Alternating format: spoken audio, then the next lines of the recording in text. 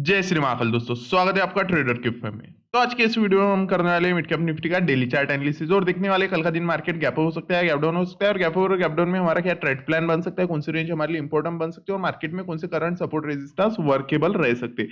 तो ये video and तक जरूर देखिएगा। अगर आप बीच में से स्किप कर दोगे तो आपको कुछ भी समझने नहीं वाला है, तो एंड तक देखिएगा। और अगर आपने अभी तक आपके बाकी चैनल को सब्सक्राइब नहीं करा होगा तो ये फटाफट सब्सक्राइब कर दीजिए। तो चलिए शुरू करते हैं mid cap Nifty analysis video.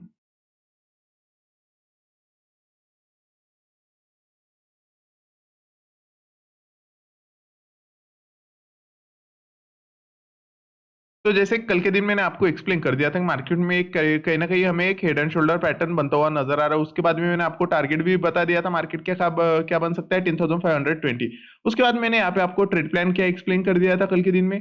अगर मार्केट पॉजिटिव ओपन होता है तो हमारे लिए सबसे इंपॉर्टेंट रेंज बनने वाला है 10,200 और 10,277। ये रेंज हमारे लिए इंपॉर्टेंट बनने वाले। उसके बाद में आपको ट्रेड प्लान भी एक्सप्लेन कर दिए थे। अगर मार्केट इस रेंज के ऊपर ओपन होता है तो अगर मार्केट ऊपर ओपन होने के बाद डाउन साइड से रिजेक्शन लेता हुआ मिलता है तो आप डेफिनेटली यहाँ से अपसाइड में प्लान कर सकते हो। हमारा फर्स्ट ट्रेड प्लान था, बट मार्केट क्या हो गया, मार्केट एक ह्यूज गैप अप करता हुआ हमें नजर आया। ओपन होने के बाद आप देखोगे फर्स्ट 50 मिनट कैंडल क्या करती है, फिर से प्रीवियस टाइम के एक सपोर्ट जोन में एंटर होके बढ़िया सा हमें क्लोज करती हुई नजर आई।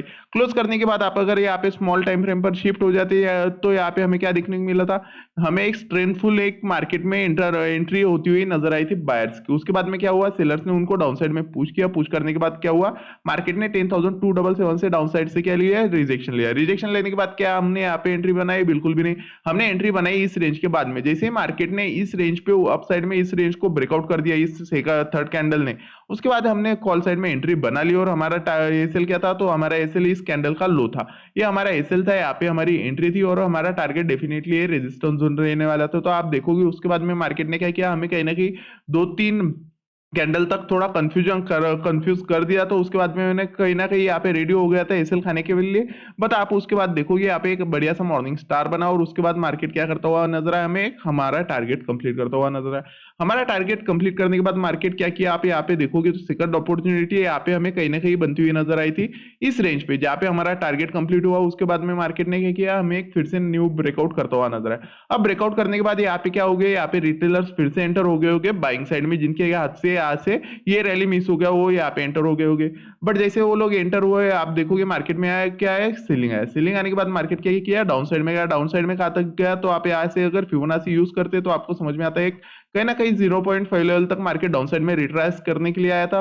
और जैसे रिट्रासमेंट कंप्लीट हुआ तो मार्केट ने क्या किया, यहाँ पे सेलर को फिर से ट्रैप कर दिया और बढ़िया सा हमें अपसाइड में निकलता हुआ नजर आया। अपसाइड में जाने के बाद आज का दिन मार्केट क्लोज करता हुआ नजर आ रहा है हमें 10,425।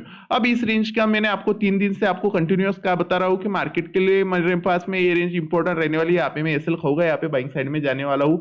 ये मैंने आपको 3-4 दिन से कंटिन्यूअस, जब ये फॉल चल रहा था तभी से मैं आपको एक्सप्लेन कर रहा हूँ, जब भी मार्केट इस और इस रेंज में आएगा मैं एसएल खा लूंगा, बट बाइंग साइड में ही जाने वाला हूँ। उसके बाद आप देखोगे मार्केट ने यहाँ पे मेरे को एक दिन जो लॉस दिया था वो लॉस लेके मेरे को मार्केट ने बढ़िया सा प्रॉफिट दिला दिया है। मतलब मेरा पूरा लॉस रिकवर कर दिया मार्केट ने आज के दिन में। तो ये रहता है एक ट्रेड प्लान।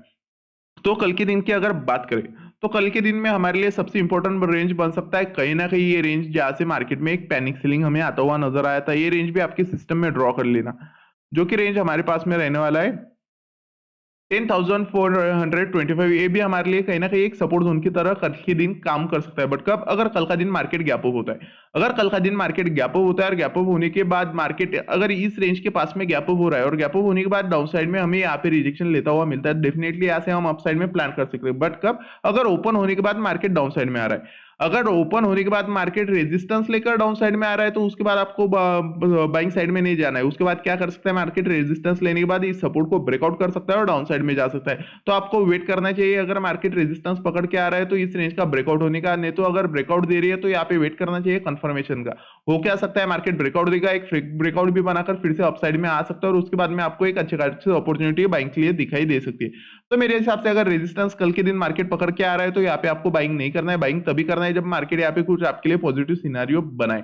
तो गैप अप के बाद आपके लिए सबसे इंपॉर्टेंट कल के दिन में इंपॉर्टेंट रेंज बनने वाला है 10,500 और 10,425। ये दो रेंज से मार्केट डिसाइड करने वाला है उसका नेक्स्ट मूव।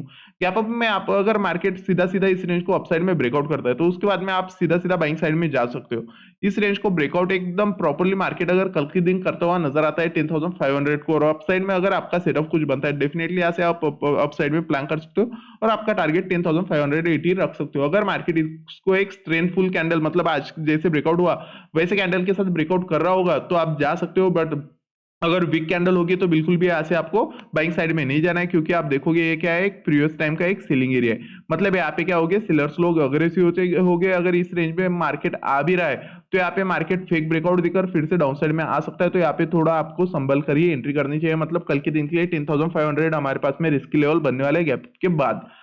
तो गैप अप के बाद मैंने आपको बता दिया आपके ट्रेड प्लान क्या रह सकते हैं, आपको कैसे ट्रेड प्लान करनी चाहिए। अगर मार्केट सीधा सीधा डाउन साइड में आ रहा है तो यहाँ से वेरी हाई चांसेस होगी कि मार्केट यहाँ से टप्पा मार के फिर से अपसाइड में निकलने का ट्राई कर सकता है, जो कि रेंज हमारे पास में रहने वाला है 10,425।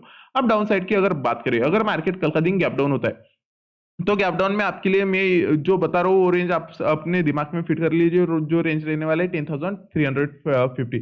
अगर मार्केट इस रेंज में गैप डाउन हो रहा है और गैप डाउन होने के बाद इस रेंज में फिर से एंटर हो रहा है, जो कि हमारे पास में एक रेजिस्टेंस जोन अवेलेबल है 10,350, उसके बाद आपको सोचना नहीं है, सीधा सीधा सीलिंग साइड में आप जा सकते हो और आपका टारगेट क्या रहना चाहिए 10,277 आपका टारगेट मार्केट में बन सकता है। क्यों बन सकता है, उसका रीजन रहने वाला है मार्केट में क्या होगा, अगर गैप डाउन होगा तो मार्केट में एक फर्स्ट शोल्डर क्रिएट हो गया, उसके बाद में उसका हेड होने वाला है, और अगर मार्केट गैप डाउन हो रहा है तो यहाँ पे क्या बन जाएगा, उसका सेकंड शोल्डर मार्केट में बन जाएगा, और उसके बाद में मार्केट क्या करता हुआ नजर आएगा, आपको कहीं ना कहीं 10,250 वाला टारगेट डाउन साइड में कंप्लीट करता हुआ नजर आएगा। अगर गैप डाउन में आपके लिए मार्केट इस रेजिस्टेंस जोन में फिर से ओपन होता हुआ नजर आता है तो यहाँ पे आपको सोचना नहीं है। अगर यहाँ पे हल्का सा भी मार्केट रिजेक्शन लेता हुआ मिलता है आपको, आप डेफिनेटली यहाँ से सेलिंग साइड में जा सकते हो, टारगेट आपका 10,250 रख सकते हो। बट अगर मार्केट यहाँ पे ओपन हो रहा है और फिर से इस रेंज में एंटर हो रहा है तो यहाँ पे आपको कंफर्मेशन के लिए वेट करना चाहिए। जैसे कंफर्मेशन मिले तो आप यहाँ से सेलिंग साइड में जा सकते हो। तो कल के दिन के लिए डाउन साइड में आपके लिए सबसे इंपॉर्टेंट जो रेंज बनने वाले हैं वो बनने वाले हैं कहीं ना कहीं 10,277 और डाउन साइड में 10,200 पे आपको बाइंग का ही सोचना है। क्यों बाइंग का सोचना है, क्योंकि ये रेंज हमारे लिए बहुत इंपॉर्टेंट बनने वाले। अगर कल का दिन मार्केट यहाँ पे फॉल लेता है तो यहाँ से 100% चांस है कि मार्केट रिवर्स होने का ट्राई कर सकता है इस रेंज से, क्योंकि ये कहीं ना कहीं हमारे लिए एक गोल्डन रेशियो एरिया निकल के आ रहा है। तो कल का दिन अगर मार्केट फिर से 200 पे आ रहा है तो आप रिस्क लेकर यहाँ से बाइंग साइड में जा सकते हो और आपका टारगेट क्या रख सकते हो 10,277। अगर मार्केट इस रेंज को अपसाइड में ब्रेकआउट करता है नेक्स्ट टारगेट आपका बन सकता है 10,350। तो कल के दिन के लिए डाउन साइड में आपको सबसे ज्यादा फोकस करने वाली लेवल 10,200, 10,277 और सबसे इंपॉर्टेंट रेंज बनने वाले 10,350। ये रेंज आपके कल के दिन के लिए इंपॉर्टेंट बनने वाले। और जो ट्रेड प्लान मैंने आपको बताया वो ट्रेड प्लान आप अगर फॉलो करोगे तो मैं आपको लिख के देता हूँ कि आपके लिए बहुत प्रॉफिटेबल डे कल का हो सकता है। अगर मार्केट गैप डाउन होता है तो यहाँ पे आपको सीधा सीधा एक हेड एंड शोल्डर पैटर्न बनता हुआ मार्केट में नजर आ सकता है। तो आपको 10,350 पे ज्यादा से ज्यादा फोकस करना चाहिए गैप डाउन के बाद। अगर आपको आपके भाई की वीडियोस पसंद आ रही होगी तो लाइक करिए, शेयर करिए और सब्सक्राइब करिए। जय श्री महाकाल।